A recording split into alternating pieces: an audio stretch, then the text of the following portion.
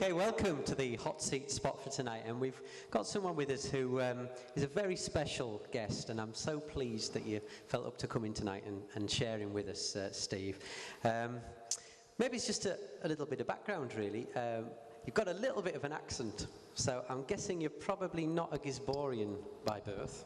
No, I was born in Chesterfield in Derbyshire, where I met my wife, who was also a Chesterfieldian. Is that what you call it? And just out of interest, I went to the same school as Erasmus Darwin's brother, and ended up being the chairman of the Erasmus Darwin Society. Right. But I have got my own view on what Erasmus Darwin said and what Christianity says, and it's quite compatible as far as I'm concerned. Right. And do you have family as well? Children?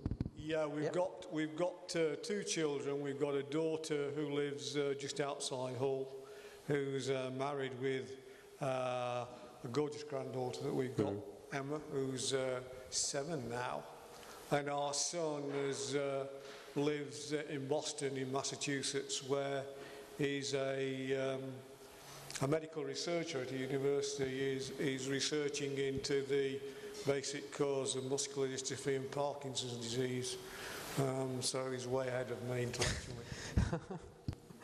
Right. We've been thinking a little bit sort of tonight about what it means to rejoice and celebrate life in difficult circumstances. And I know, Steve, you were dealt really a very heavy blow a few years ago now. So tell us a little bit about the events leading up to sort of your diagnosis. Well, it was about 7 years ago, and at that time I did an awful lot of international travel, and I was getting back home and feeling really tired.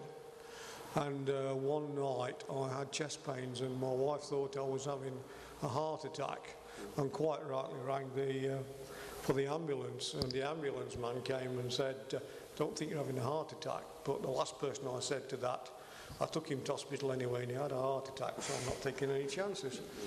So we went to the hospital, and the next morning one of the consultants came and said, "There's nothing wrong with your heart, but there is something wrong somewhere." And very quickly after that it was found that I'd got colon cancer, and it turned out when they had my first operation, when they moved about a foot of my gut, to be honest, the guy who did it said that it could have been there for 10 years. So it was quite an experience, that was. And then hopefully he'd cut it out and it had gone away. But just under 18 months later they found 2 little tumours in my liver, and I had to have what was then a relatively new operation where they resectioned 20% of my liver, took that away, and the guy who did it offered to let me have a video of what they'd done to me, so I said, "No, I don't want to see that." But he explained, I was just interested, how did he stop the liver? When you'd taken 20% away, how did he stop the cut face from bleeding? And he explained all that to me.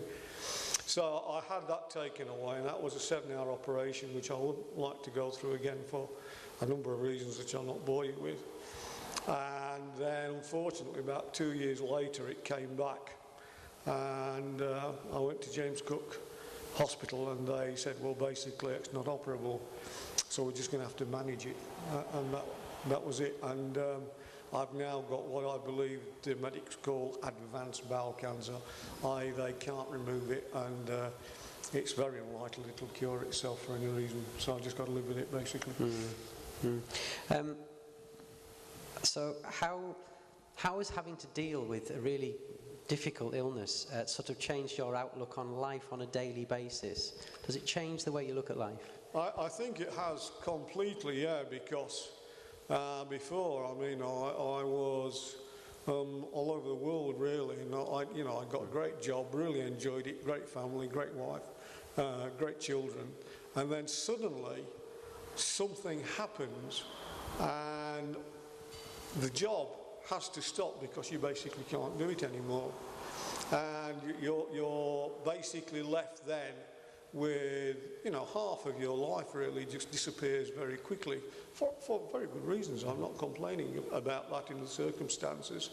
And you're thrown basically onto your family and your friends and the clinicians that look after you and the church that you go to, and basically, you know, everyone who knows you, because the chemotherapy that keeps me going, it's fairly intense. I'll have to have a fortnightly cycle of it, and I'll have 2 chemotherapies and something called a monoclonal antibody, which is, I'm sure 1 or 2 people know what that is in the audience. But that does, I won't say strike me down, but I'm about at my lowest at the moment. My eyes are running, I'm suffering from fatigue, and I've got various aches and pains in my body.